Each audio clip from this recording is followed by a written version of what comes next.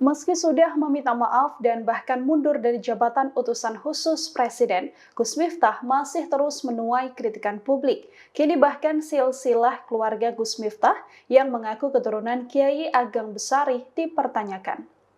Raden Kunto Zuriyah atau keturunan generasi ke-8 dari Kiai Ageng Muhammad Besari pun mengungkap fakta soal silsilah keluarga Gus Miftah. Saat dikonfirmasi, Raden Kunto mengaku tidak mendapati silsilah Gus Miftah dari keturunan Kiai Ageng Muhammad Besari.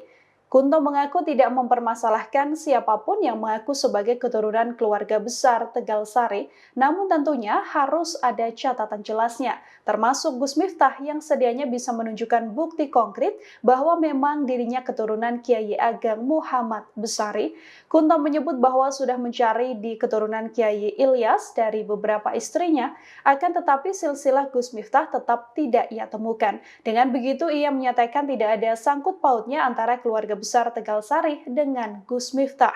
Kunto hanya tahu bahwa memang Gus Miftah berasal dari Ponorogo, yakni Dukuh Bentengan Desa Mojorejo. Download Tribun X sekarang, menghadirkan lokal menjadi Indonesia.